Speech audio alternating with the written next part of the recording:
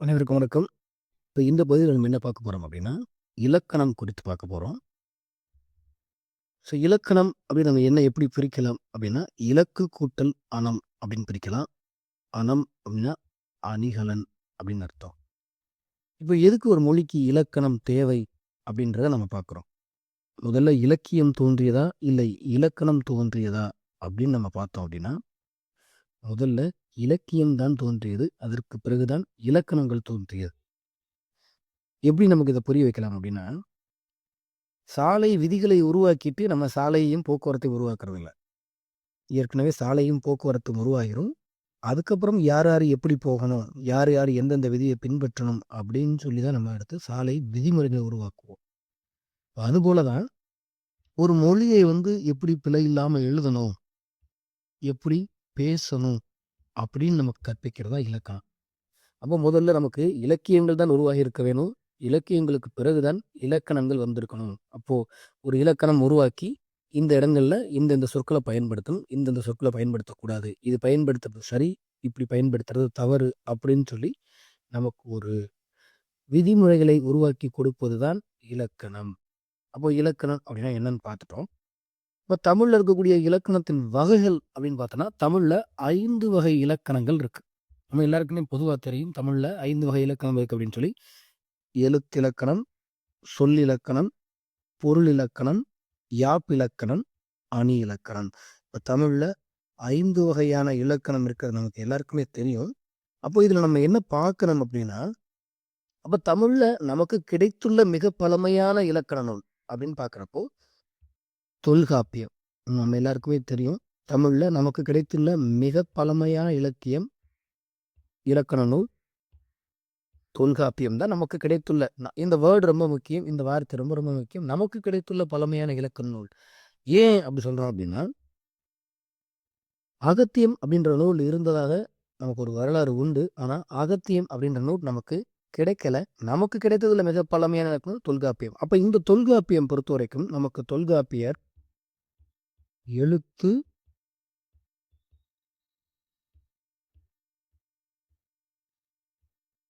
சொல், பொருள் அப்படின்ற இந்த 3னுக்கு மட்டும் தான் நமக்கு இலக்கணம் சொல்லியிருக்காங்க. எழுத்து, சொல், பொருள் அப்படின்றது 3க்கு தான் நமக்கு இலக்கணம் சொல்லப்பட்டிருக்கு. அப்ப தமிழ்ல எத்தனை இலக்கணங்கள் இருக்கு?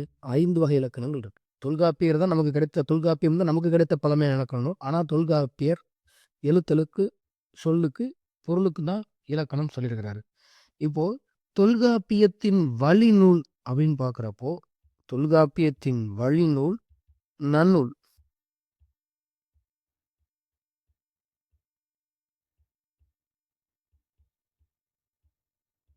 13ஆம் நூற்றாண்டுல சீயகங்கன் என்கிற ஒரு சிற்றரசுடைய வேண்டுகோளுக்கு இணங்க பவணந்தியார் எழுதினது தான் இந்த நன்னூல். 13ஆம் நூற்றாண்டு.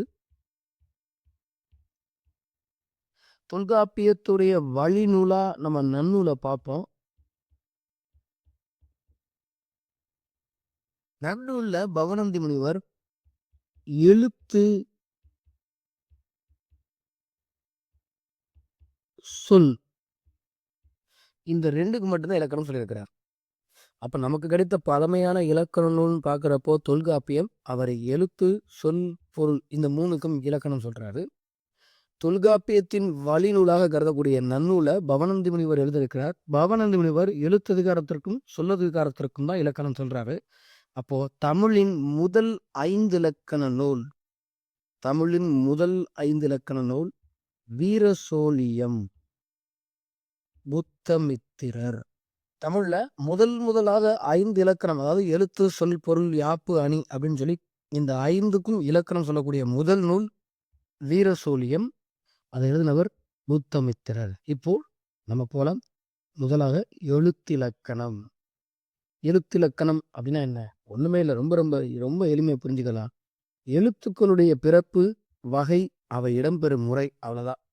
இப்ப தமிழ்ல என்னென்ன வகையான எழுத்துகள் இருக்கு, அந்த எழுத்துகள் எங்கெங்க தோன்றும், அதை எப்படி நம்ம பயன்படுத்தணும், அதாவது எப்படி அந்த சொற்களை உச்சரிக்கணும் அப்படின்னு நம்ம பார்க்கறதா எழுத்திலக்கணம். அதாவது எழுத்துக்களின் பிறப்பு, வகை, அவை இடம்பெறும் முறை பற்றி கூறுவது எழுத்திலக்கணம் அப்படின்னு சொல்றோம். இப்போ எழுத்துக்களின் பிறப்பு அப்படின்னு பார்க்குறப்போ உயிர் எழுத்துக்கள் எங்கு தோன்றும், மெய் எழுத்துக்களில் வல்லின எழுத்துக்கள் எங்கே தோன்றும், மெல்லின எழுத்துக்கள் எங்கே தோன்றும். அப்போ வகை பார்க்குறப்போ உயிர் எழுத்துக்கள் இருக்கிறது, மெய் எழுத்துக்கள் இருக்கிறது, உயிர்வ எழுத்துக்கள் இருக்கிறது. அதுக்கப்புறம் அதுலேயே பார்க்குறப்போ சார்பு எழுத்துக்கள் இருக்கிறது, முதல் எழுத்துக்கள் இருக்கிறது. அப்போ இந்த எழுத்துக்கள் எங்கெங்கே தோன்றும், எந்தெந்த எழுத்துக்களை எங்கெங்கே பயன்படுத்தணும், அதுக்குரிய விதிமுறைகளை சொல்வது தான் நமக்கு எழுத்திலக்கணம். இப்போ எழுத்தை நம்ம எப்படி பிரிக்கிறோம் அப்படின்னா, எழுத்துக்களை 2 வகையாக பிரிக்கிறோம். 2 வகையாக எப்படி பிரிக்கிறோம்? முதலாவது ஒன்று முதல் எழுத்து. முதல் எழுத்துனா ஒன்றுமே இல்லை, உயிர் 12, மெய் 18. இந்த 30 எழுத்துக்களை நம்ம முதல் எழுத்துகள் அப்படின்னு சொல்லுவோம். முதல் எழுத்துக்களை சார்ந்து இயங்கக்கூடிய எழுத்துக்களை சார்பெழுத்து அப்படின்னு சொல்றோம். அப்போ முதல் எழுத்து 30 இருக்கு, உயிர் 12, மெய் 18, ரெண்டையும் கூட்டினா 30 முதல் எழுத்துக்கள் 30. முதல் எழுத்துக்களை சார்ந்து இயங்கக்கூடிய எழுத்துக்கள் சார்பெழுத்துக்கள். இப்போ முதல் எழுத்து அப்படின்னு பார்க்குற அதுக்குரிய விளக்கம் நம்ம பார்க்குறோம். ஈரெழுத்துகள் 12, மெய் எழுத்துக்கள் 18 ஆக 30 முதல் எழுத்துகள் எனப்படும். உயிரெழுத்து நமக்கு தெரியும் இல்லையா? அ, ஆ, இ, ஈ, உ, ஊ, ஏ, ஐ அப்படின்னு சொல்றோம் இல்லையா? அதே மாதிரி மெய் எழுத்துல இருக்கிற இக்கு, இங்கு, இச்சு, இட்டு, இத்து, இப்பு, இம்மு, இவ்வு, ஈ, இல் படிக்கிறோம் இல்லையா? அந்த மெய் எழுத்துக்கள். அப்போ இந்த 12ம் இந்த 18ம் சேர்த்து 30 எழுத்துக்களை முதல் எழுத்துகள் அப்படின்னு சொல்றோம். உயிரெழுத்துக்களின் வரிசை, இது நம்ம உயிரெழுத்துக்களின் வரிசைகளை படிச்சு தான் ஆகணும். உங்களுக்கு என்ன இருக்குது, 1வது 2வது படிக்கிற பையன் மாதிரி இதெல்லாம் படிக்க சொல்லியிருக்காரு அப்படின்னு சொல்லிட்டு நீங்கள் உயிரெழுத்தோட வரிசையை படிக்க தான் செய்யணும். ஏன் அப்படின்னா, தமிழில் நமக்கு அகர வரிசைப்படுத்துக அப்படின்னு சொல்லி சிலபஸில் இருக்குது, பாடத்திட்டத்தில் இருக்குது. அப்போ அகர வரிசை படுத்துறதுக்கு நமக்கு கண்டிப்பாக அ, ஆ, இ வரிசை நமக்கு தெரியணும். அப்போ உயிரெழுத்துக்கள் பார்க்குறப்போ அ, ஆ, இ, ஈ, உ, ஊ, ஏ, ஐ. இதுக்கு இதில் ஒரு முக்கியமான ஒரு செய்தி இருக்குது, சொல்கிறேன். ஓ, ஓ, ஔ.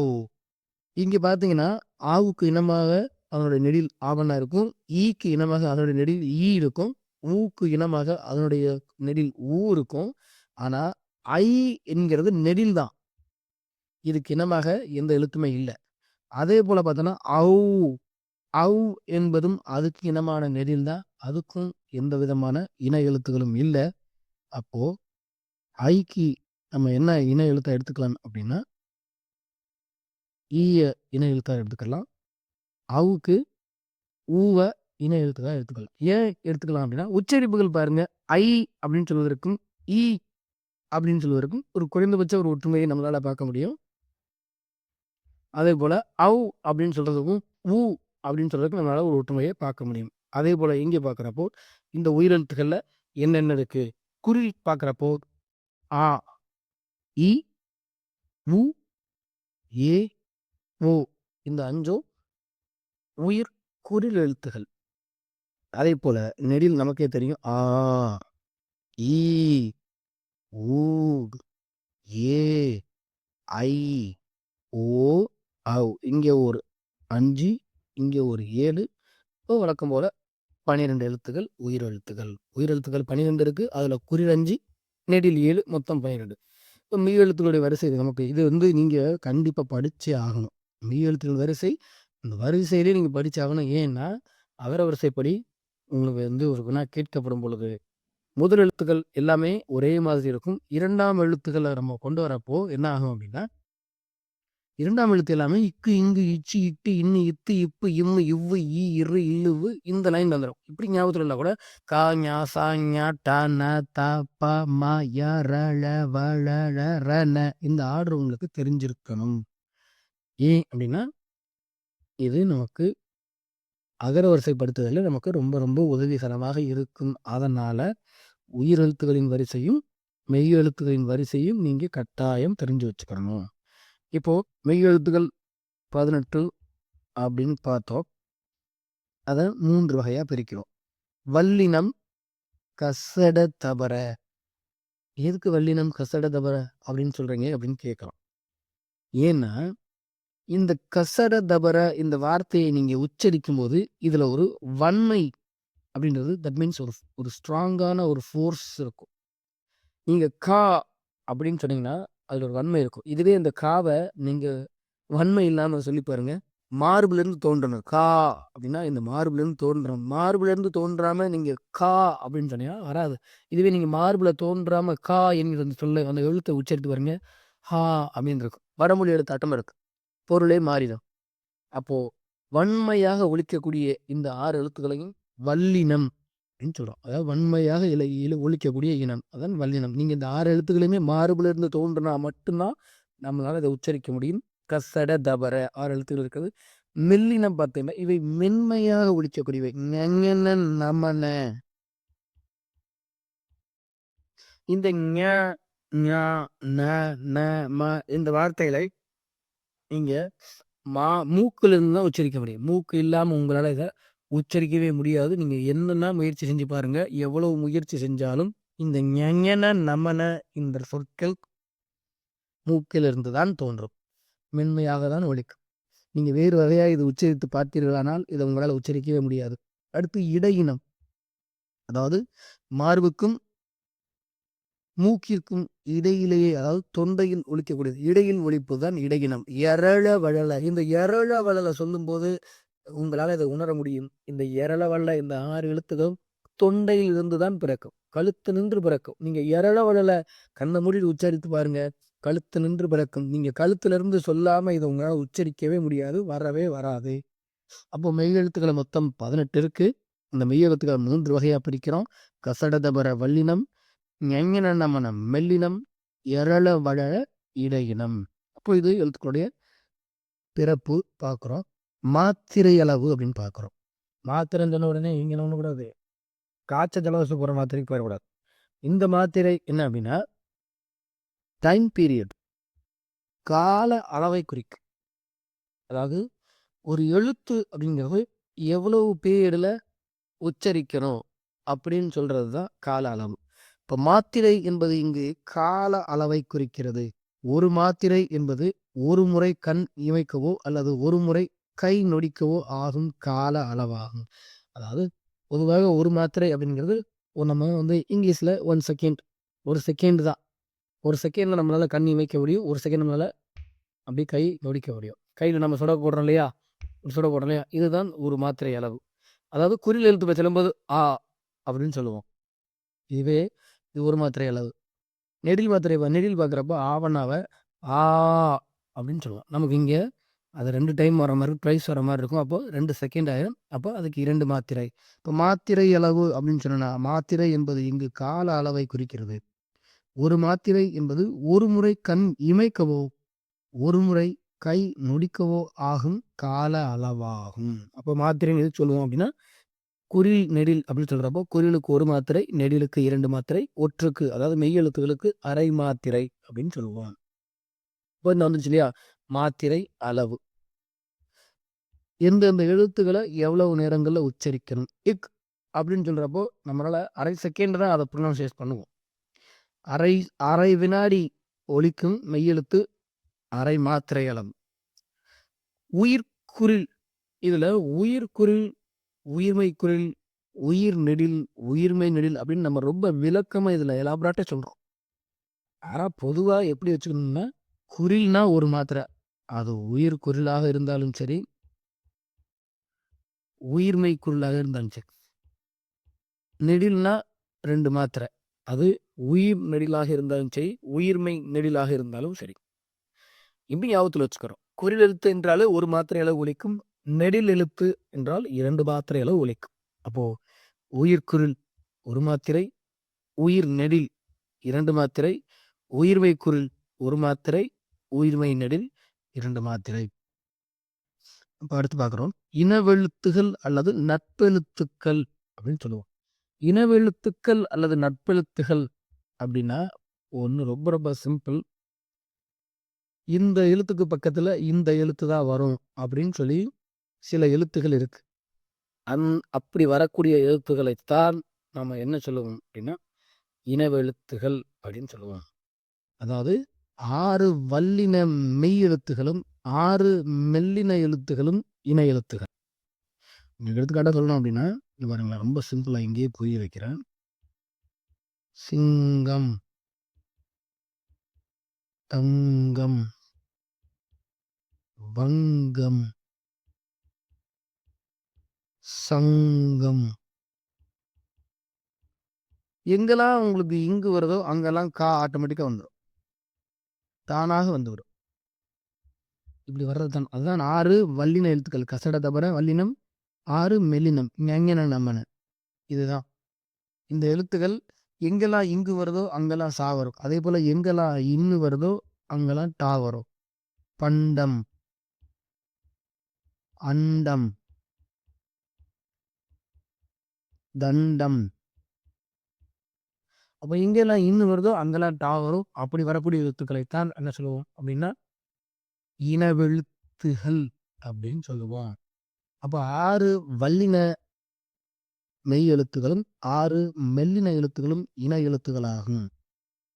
உயிர் எழுத்துக்களில் குறிலுக்கு நெடிலும், நெடிலுக்கு குறிலும் இன எழுத்துகளாகும். அதாவது உயிர் எழுத்துக்கள்ல ஆ அப்படிங்கிறது குறில்.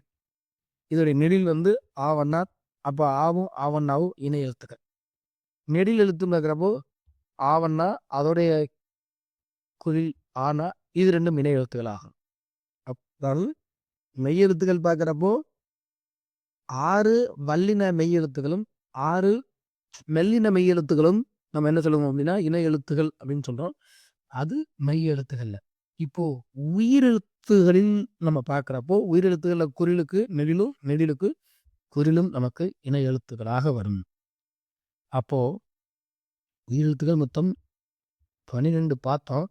அதுல ஆக்கு ஆவண்ணா குறிலெழுத்தான் வந்தது. ஐ பார்த்தோம் இல்லையா? ஐ அப்படின்னாலே நெடில் எழுத்து தான். இதுக்கு நமக்கு அங்கேயே குறில் எழுத்து இல்லைன்னு சொன்னோம். அப்போ ஐக்கு ஈ என்பது இணை எழுத்து. ஏன்னா ஐ என்பது நெடில். இதுக்கு நம்ம குறில் அங்கே இல்லவே இல்லை. அப்போ ஐ அப்படின்ற எழுத்துக்கு இணை எழுத்தா நம்ம ஈ என்கிற எழுத்தை இணை எழுத்தா எடுத்துக்கணும். அவு அப்படிங்கிறதுக்கு ஊ என்பது இணை எழுத்தாகும். ஐகாரத்திற்கு இகரமும் அவுகாரத்திற்கு உகரமும் இணை எழுத்தாகும் அப்படின்னு சொல்லுவாங்க. ஓகேவா? ஐகாரத்திற்கு ஈகரம், ஐகாரத்திற்கு ஈகரம், அவுகாரத்திற்கு உகரம். இந்த ரெண்டும் இணை எழுத்துகள். அதே போல மெல்லின எழுத்துகளுக்கு பின் வல்லின எழுத்துகள் மட்டுமே வருவதை இணை எழுத்துகள் அல்லது நட்பெழுத்துகள். நம்ம சொன்னோம் இல்லையா? சிங்கம், தங்கம். இப்படி மெல்லின எழுத்துக்களுக்கு அடுத்து வல்லின எழுத்துக்கள் வரும். ஞஞன நமன மெல்லினம், கா வல்லினம். அப்படி வர்றத நம்ம என்னன்னு சொல்லுவோம் அப்படின்னா நட்பெழுத்துகள் அல்லது இணை எழுத்துகள். எடுத்துக்கிட்டு பாருங்க. சிங்கம் இங்கு மெல்லினம், கா வல்லினம். தங்கை,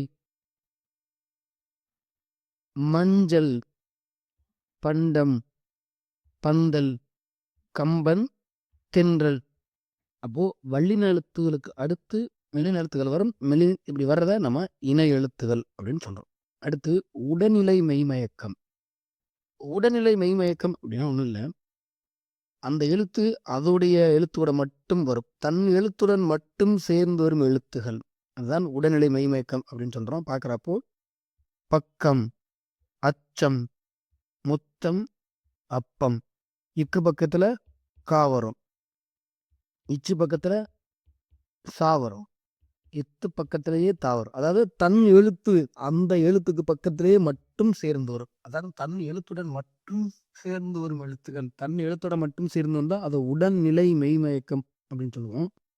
இதுவே வேற்றுநிலை மெய்மயக்கம் அப்படின்னா தன் எழுத்துடன் சேராது பிற எழுத்துடன் சேர்ந்து வரும் எழுத்துக்கள். இந்த ரெண்டும் சேர்ந்து வராது. 2 இரு வராது. 2 இல்லுக்கு அப்புறம் ஒரு லா வராது. இந்த மாதிரி எழுத்துக்களே வராது. இருக்கு அப்புறம் ரா வராது. இல்லுக்கு அப்புறம் லா வராது. அப்போ அதுதான் தன் எழுத்துடன் சேராது பிற எழுத்துடன் சேர்ந்து வரும் எழுத்துகள். இரு இழு ஆகிய இரு மெய்கள் தன் எழுத்துடன் சேர்ந்து வராது. ஏன்னா நம்ம அங்கே பார்க்குறப்போ இக்கு பக்கம் பார்த்தோம். இக்கு பக்கத்தில் கா வந்தது. ஆனால் நீங்கள் சார் அப்படின்னு சொல்ல முடியாது. சார்ன்னு சொல்ல முடியாது. வரவே வராது. இரு பக்கத்தில் ரா வராது. எள்ளு பக்கத்துல ழா வராது. அதுதான் தன் எழுத்துடன் சேராது பிற எழுத்துடன் சேர்ந்து வரும் எழுத்துக்கள் வேற்றினை மெய்மயக்கம். இரு இல்லு ஆகிய இரு மெய்கள் தன் எழுத்துடன் சேர்ந்து வராது. எடுத்துக்காட்டு சார்பு, வாழ்க்கை. இல்லுக்கு அப்புறம் ழா வராது, இருக்கு அப்புறம் ரா வராது. இப்போ இருநிலை மெய்மயக்கம், உடல்நிலை மெய்மயக்கம் பார்த்தோம், வேற்றுநிலை மெய்மயக்கம் பார்த்தோம், இருநிலை மெய்மயக்கம். அதாவது உடல்நிலை மெய்மயக்கம்னா தன் எழுத்தோட மட்டும் வரும், வேற்றுநிலை மெய்மயக்கம் தன் எழுத்துக்கூட வராது. இருநிலை மெய்மயக்கம் தன் எழுத்துக்கூடையும் வரும், பிற எழுத்துக்கூடையும் வரும். அப்படி வர்றதைத்தான் இருநிலை மெய்மயக்கம் சொல்லும். தன் எழுத்து பிற எழுத்து இரண்டுடன் சேர்ந்து வரும் எழுத்துகள். எடுத்து பார்க்குறோம். தன் எழுத்து பிற எழுத்து இந்த ரெண்டு கூடயும் சேர்ந்து வரும் எழுத்துக்களை நம்ம வந்து என்ன சொல்லுவோம் அப்படின்னா இருநிலை மெய்மயக்கம்னு சொல்லுவோம். அங்கே பார்த்தப்போ உடல்நிலை மெய்மயக்கம் தன் எழுத்து கூட மட்டும் வரும், வேற்றுநிலை மெய்மயக்கம் தன் எழுத்து கூட வராது, இருநிலை மெய்மயக்கம் தன் எழுத்து கூடயும் வரும், பிற எழுத்து கூடயும் வரும். ரெண்டு கூடயும் சேர்ந்து வர்றத இருநிலை மெய்மயக்கம் அப்படின்னு சொல்றோம். இரு இன்னு ஆகிய மெய்கள் தன் எழுத்து பிற எழுத்துடன் சேர்ந்து வரும். எடுத்துக்காட்டு பார்க்குறப்போ குற்றம் ரெண்டும் சேர்ந்து வருது, இருக்கு அப்புறம் வேற எழுத்து கூட வருது. இங்க பார்த்தீங்கன்னா தென்றல், அன்னம். இன்னு பக்கத்துல நா வருது, இன்னு பக்கத்துல ரா வருது. அன்பு எடுத்துக்காட்டு நம்ம எழுதக்கூடாது, தவறான எடுத்துக்காட்டு. அப்போ ஈர்நிலை மெய்மயக்கம் தா எழுத்து கூடயும் வரும், பிற எழுத்து கூடயும் வரும். அன்னம், தென்றல்.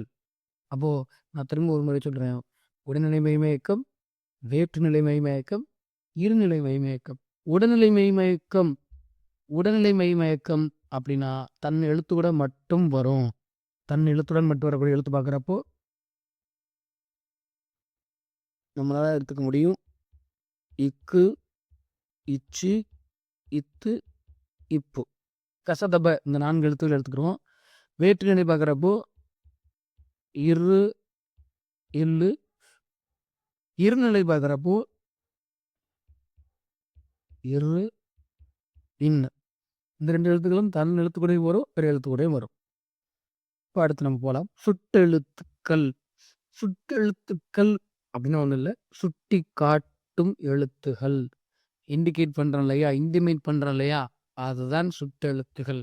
ஒன்றை சுட்டி காட்ட வரும் எழுத்துகளுக்கு சுட்டெழுத்துக்கள் அப்படின்னு பெயர். ஒரு விஷயத்த இது, அது, அந்த, இந்த அப்படின்னு சொல்லி சுட்டி காட்டுறோம் இல்லையா, அப்படி சுட்டி காட்டுறது தான் சுட்டெழுத்துகள்.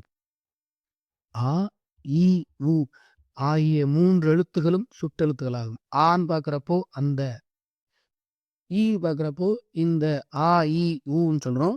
ஆனால் இன்னைக்கு ஊ அப்படிங்கிற சுட்டெழுத்துகள் வழக்கத்தில் இல்லை. 3 எழுத்துக்கள் தான் சுட்டெழுத்துக்களாக இருக்குது. அதில் ஊ என்கிற எழுத்து வழக்கத்தில் இல்லை.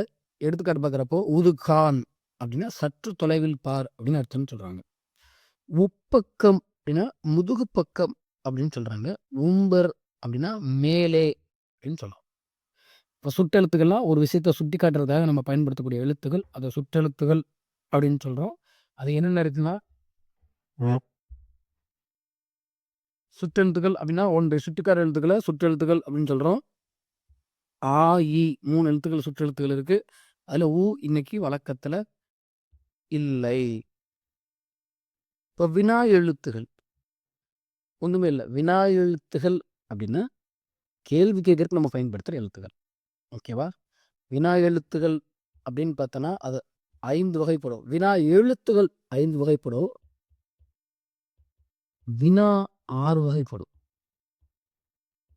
வினா எழுத்துகள் வேற, வினா வேற. வினா எழுத்துகள் பார்க்குறப்போ ஏ, யா, ஆ, ஓ, ஏ இது எல்லாமே வினா எழுத்துகள். இதே வினா பார்த்தோன்னா அறிவினா, அறியாவினா, ஐயவினா, குழல் வினா, குடை வினா, ஏவல் வினா. இப்போ வினா 6 வகைப்படும். பின்னாடி வரும், நம்ம அதை பின்னாடி பார்ப்போம். இப்போ இங்கே கன்ஃபியூஸ் ஆகக்கூடாது, நீங்கள் குழம்பக்கூடாது அப்படிங்கிறதுக்காக இந்த எடுத்துக்காட்டு. வினா எழுத்துகள் 5, வினா 6. இப்போ வினா எழுத்துகள் 5னா என்னென்ன இருக்குது? ஏ எங்கு கேட்குறோம் இல்லையா, என்ன கேட்குறோம் இல்லையா, யா யாருக்கு, யாது கேட்குறோம் இல்லையா, ஆ அப்படின்னு சொல்கிறப்போ பேசலாமா. நம்ம இப்போ நார்மலாக ஒருத்தவங்கிட்ட கால் பண்ணி பேசணும் இல்லையா, அவங்க வேலையாக இருப்பாங்க, ஃப்ரீயாக இருக்கீங்களா பேசலாமா, மா பேசலாமா, இம்மு கூட்டல் ஆ வருது இல்லையா, பேசலாமா அப்படின்னு கேட்குறது. இப்போ ஓ அப்படின்னு கேட்குறப்போ ஒருத்தவங்கிட்ட கேள்வி கேட்குறது, உனக்கு தெரியுமோ அப்படின்னு கேட்குறோமா? உனக்கு தெரியுமோ அப்படின்னு கேட்குறோம் இல்லையா? இம் கூட்டல் ஓ, தெரியுமோ ஓ. ஏ ஏ பார்க்குறப்போ ஏன் அப்படின்னு கேட்போம். அப்புறம் நீதானே அப்படின்னு சொல்றோம் இல்லையா?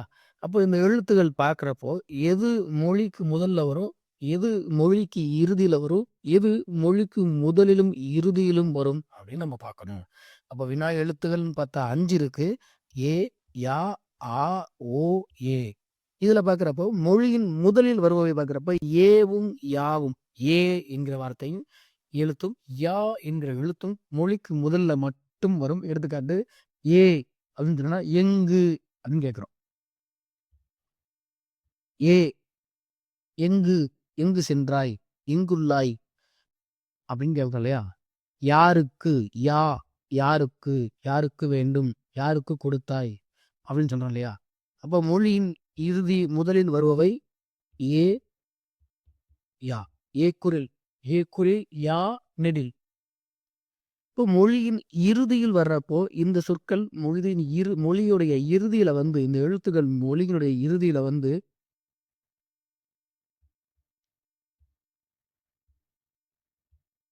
நமக்கு கேள்வியை கொடுக்கும். ஆவும் ஓவும் ஆகும். பார்க்குறப்போ தெரியுமோ?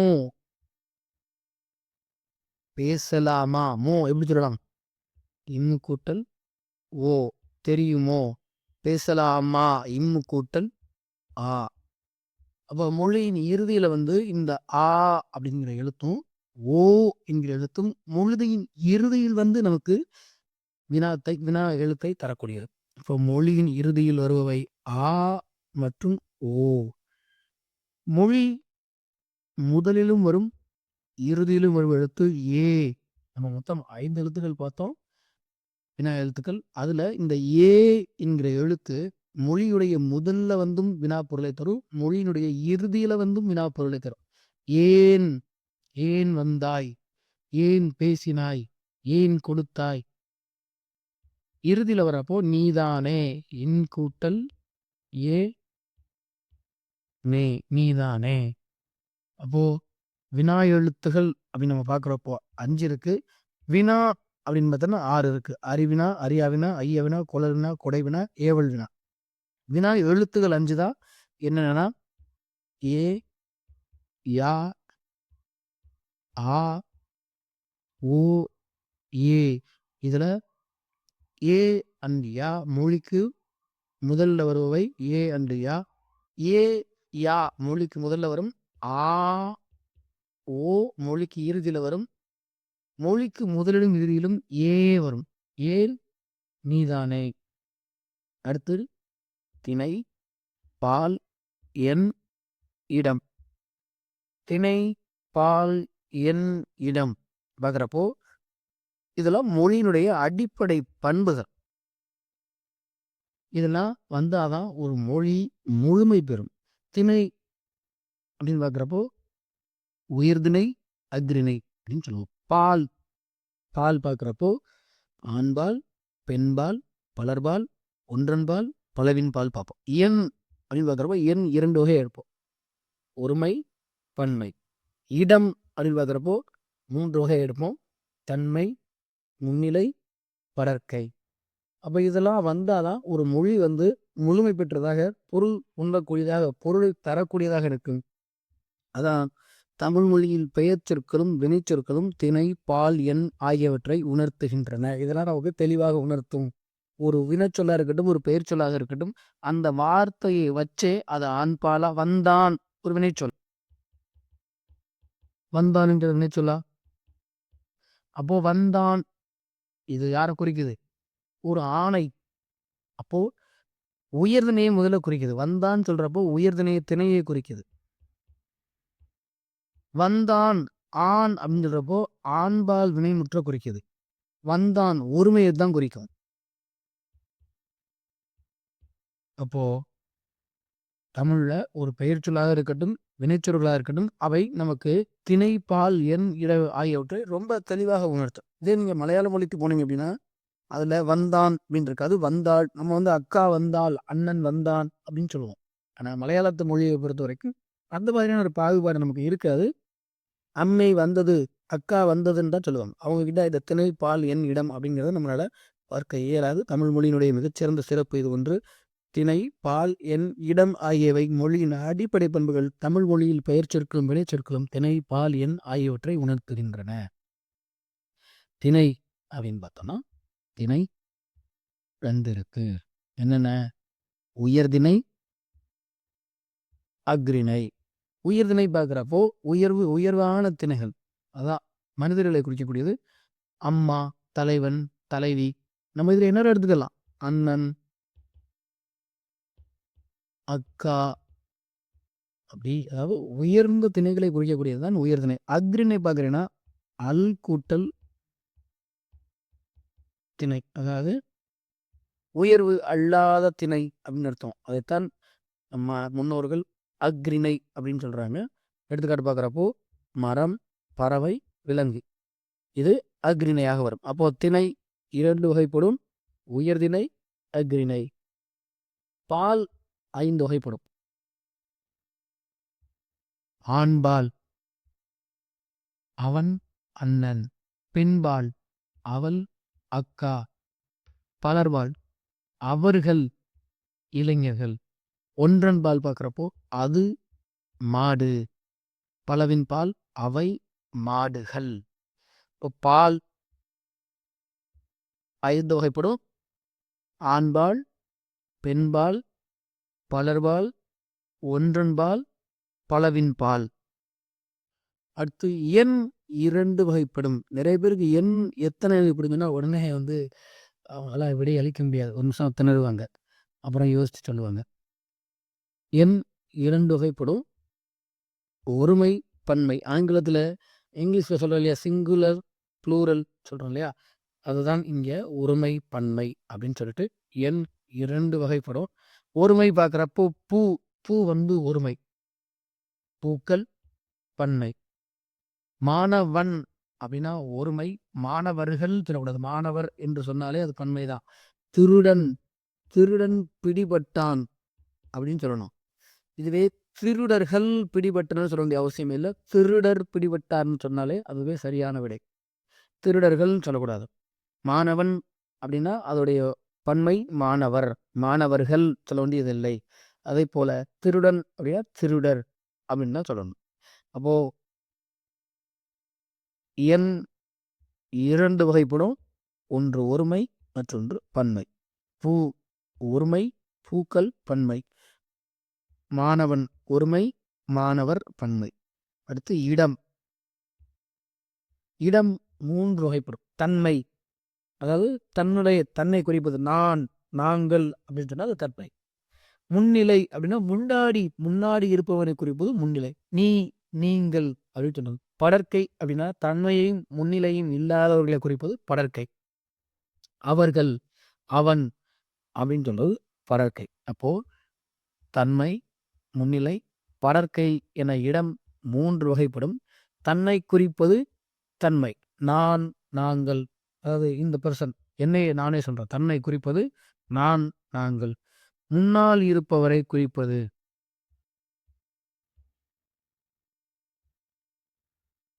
முன்னாடி இருக்கக்கூடிய பர்சன், நமக்கு முன்னாடியா இருக்கிறவங்க அவங்கள சொல்றது முன்னிலை. நீ, நீங்கள். தன்மை முன்னிலை அல்லாத மற்றவரை குறிப்பது படர்க்கை. தன்மையும் குறிக்காம முன்னிலையும் குறிக்காம மூணாவதா ஒரு தேர்ட் பர்சனை சொல்றது படர்க்கை அப்படின்னு சொல்லுவோம்.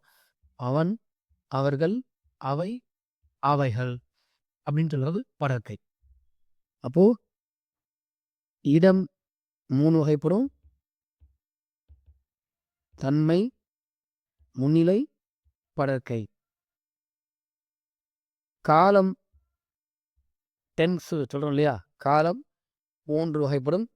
இறந்த காலம், நிகழ்காலம், எதிர்காலம்.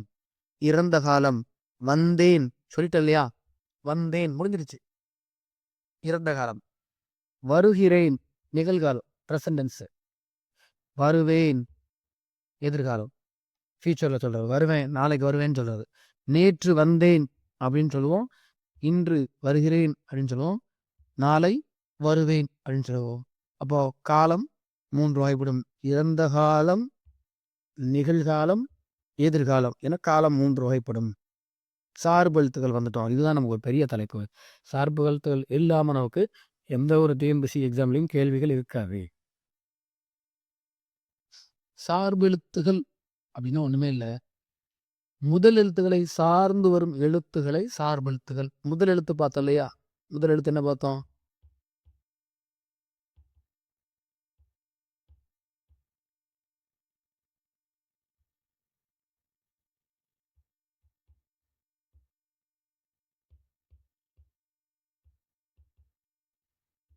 முதல் எழுத்துக்கள் பார்க்குறப்போ உயிர் 12, மெய் 18 பார்த்துருப்போம். இந்த 30 எழுத்துக்கள் முதல் எழுத்துக்கள். இந்த 30 எழுத்துக்களை சார்ந்து வரும் எழுத்துக்களைத்தான் சார்பெழுத்துகள் அப்படின்னு சொல்றோம். இதை நம்ம வந்து உங்களுக்கே தெரியும். பள்ளிக்கூடத்துலேருந்து படிச்சுட்டே இருந்திருப்பீங்க, ஸ்கூல்லேருந்து படிச்சிருப்பீங்க. சார்பெழுத்துக்கள் உங்களுக்கு ஸ்கூல் எக்ஸாமில் கேட்குற ஒரு எளிமையான கேள்வி இதுதான். சார்பெழுத்துக்கள் எத்தனை வகைப்படும் அப்படின்ப்பா. சார்பெழுத்துக்கள் 10 வகைப்படும். அந்த 10 தான் என்னன்னு சொல்லி நம்ம ரொம்ப விரிவாக பார்க்க போகிறோம். முதலாவதாக உயிர்மெய், ஆயுதம், உயிர் அளபடை, ஒற்றளபடை, குற்றிய லிகரம், குற்றிய லுகரம், ஐகார குறுக்கம், ஔகார குறுக்கம், மகர குறுக்கம், ஆயுத குறுக்கம். இதுல இங்கேயே மேலோட்டமா உங்களுக்கு சொல்லிடுறேன். உயிர்மெய் அப்படின்னா உயிரும் மெய்யும் சேர்ந்து வந்ததுதான் உயிர்மெய். அடுத்து ஆயுதம், ஆயுத எழுத்து ஆக்கு சொல்றோம் இல்லையா? உயிர் அளபடை, அளபடை அப்படின்னா நீண்டு ஒழித்தல் அப்படின்னு அர்த்தம். இதுல குறுக்கம் வரும், குற்றிய லுகரம் லிகரம் வரும். அந்த இடங்கள்ல மாத்திரை அளவு குறைந்து ஒலிக்கும். அளபடை அங்க மாத்திரை அளவு நீண்டு ஒலிக்கும். இப்ப அளபடை நம்ம பார்க்குறப்போ அளபடையில நமக்கு 3 இருக்கு. என்னென்ன அளபடை இருக்கு? சொல்லிசை அளபடை, செய்யுளிசை அளபடை, இன்னிசை அளபடை. அளபு கூட்டல் எடை அப்படின்னு சொல்லுவோம். அளபுனா மாத்திரை, எடை அப்படின்னா நீண்டு ஒலித்தல். மாத்திரை அளவு நீண்டு ஒலித்தலைத்தான் அளபடை அப்படின்னு சொல்றோம். அப்போ உயிரளபடை, ஒற்றளபடை. ஒற்றெழுத்துகள் நமக்குரிய அரை மாத்திரை அளவிலிருந்து கூடுதலாக அரை மாத்திரை சேர்ந்து ஒலிக்கும். பாடு அந்த மாதிரி ஒற்றெழுத்துகள் அளபெடுப்பதை ஒற்றளபடை அப்படிங்கிறோம். குற்றிய லிகரம் அப்படின்னு பார்க்குறப்போ குறுமை கூட்டல் இயல் கூட்டல் உகரம், குற்றிய லிகரம். அதாவது குறுமை கூட்டல் இயல் கூட்டல் ஈகரம், குறுகிய ஓசையை உடைய ஈகரம். அதான் குற்றிய லிகரம்.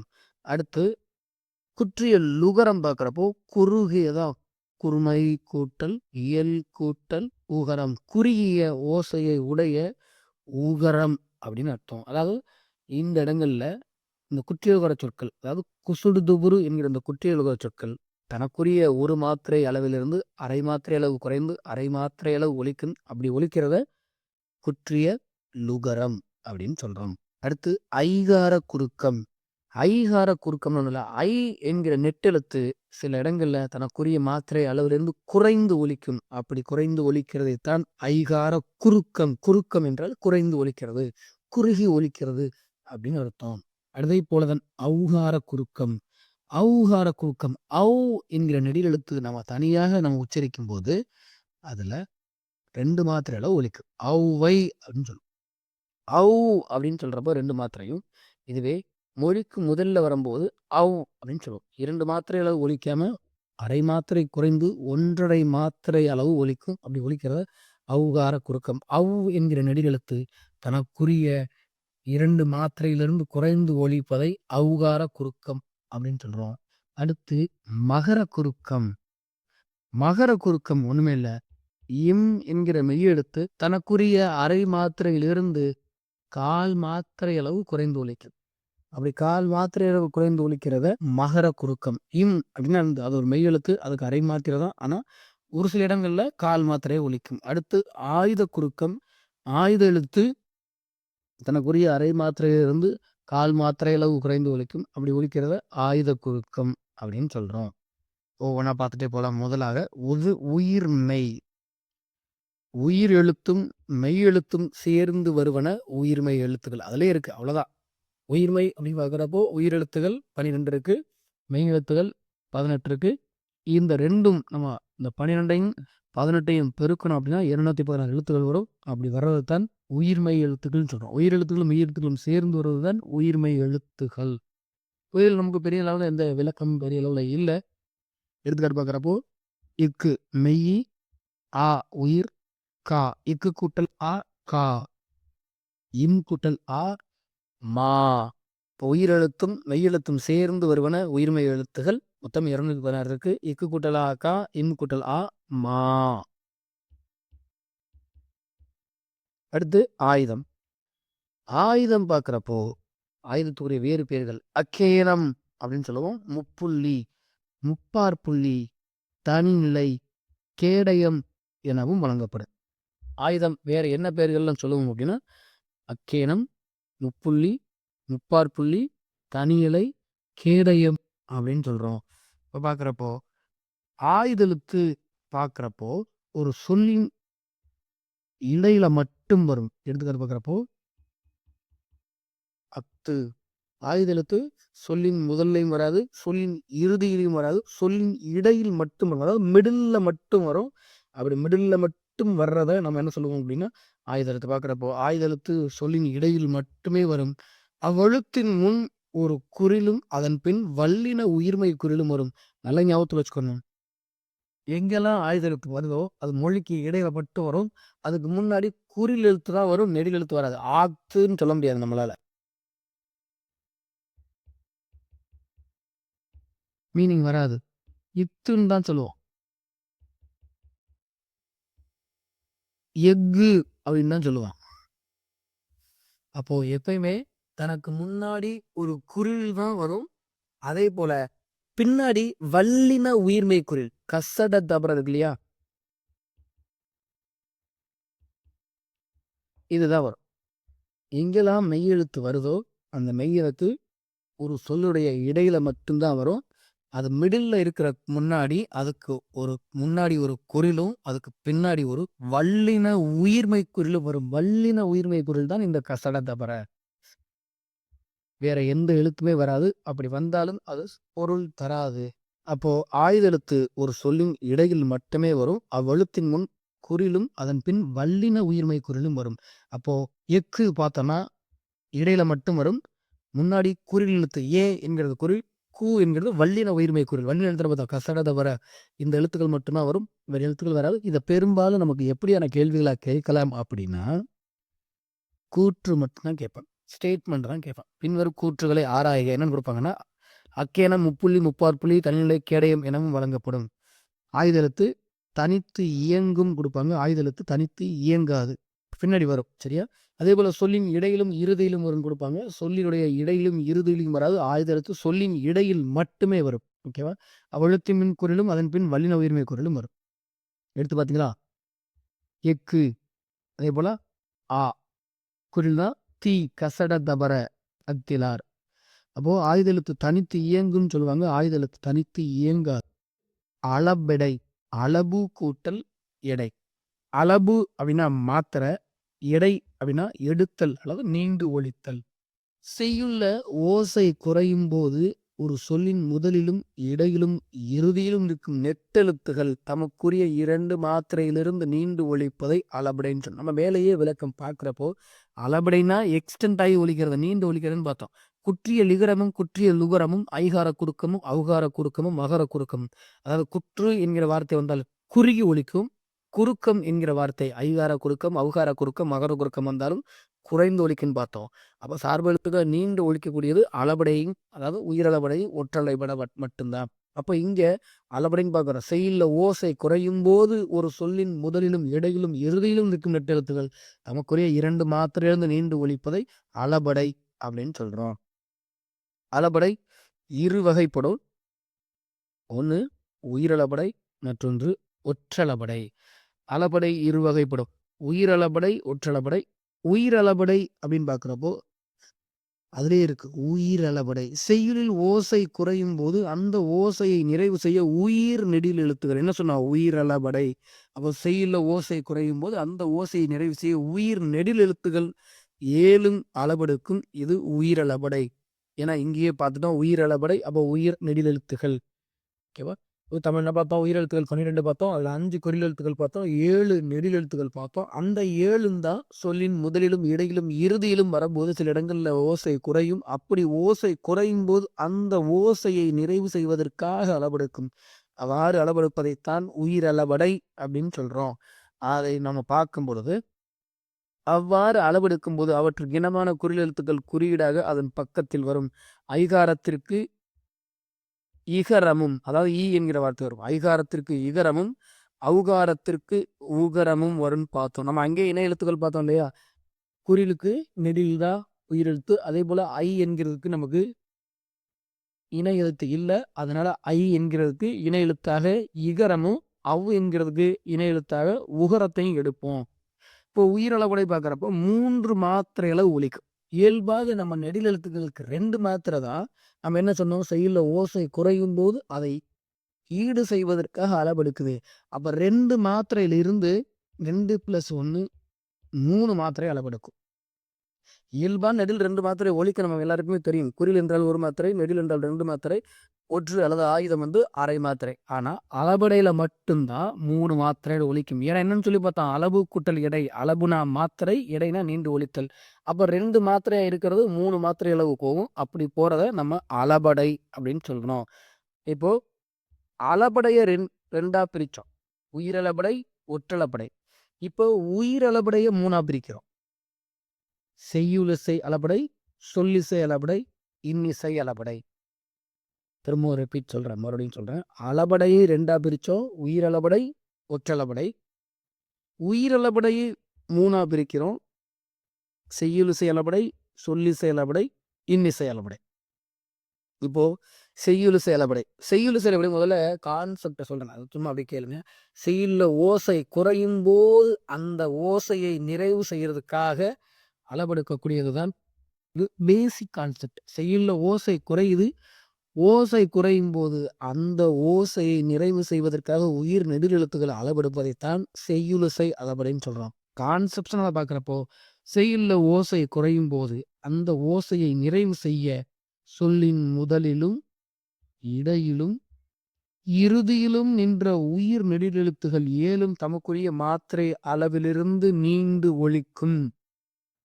செய்யுள்ல ஓசை குறையும் போது நம்ம சொல்லலையா, செய்யுள் இசை அளபடை. செய்யுள் இசை அப்படின்னா செய்யுள்ல ஓசை குறையுது, அதாவது சவுண்டு கம்மியாகுது. அதை லெவல் பண்றதுக்காக, அதை ஈக்குவல் பண்றதுக்காக நம்ம நார்மல் மொழியில சொன்னோம் அப்படின்னா, பொதுவான மொழியில சொன்னோம், செய்யுள்ல ஓசை குறையுது, அந்த ஓசையை நிறைவு செய்ய சொல்லின் முதலிலும், இடையிலும், இறுதியிலும் நின்ற உயிர் நெடிலெழுத்துகள் 7ம் தமக்குரிய மாத்திரையிலிருந்து நீண்டு ஒலிக்கும். தமக்குரிய மாத்திரையிலிருந்து நீண்டு ஒலிக்கிறத அளபடை அப்படின்னு சொல்லுவோம். செய்யுளில் ஓசை குறையும் போது அந்த ஓசையை நிறைவு செய்ய சொல்லின் முதலிலும், இடையிலும், இறுதியிலும் நின்ற உயிர் நெடிலெழுத்துக்கள் 7ம் தமக்குரிய மாத்திரையிலிருந்து நீண்டு ஒலிக்கும். அப்படி நீண்டு ஒலிக்கிறத அளபடை அப்படின்னு சொல்றோம்.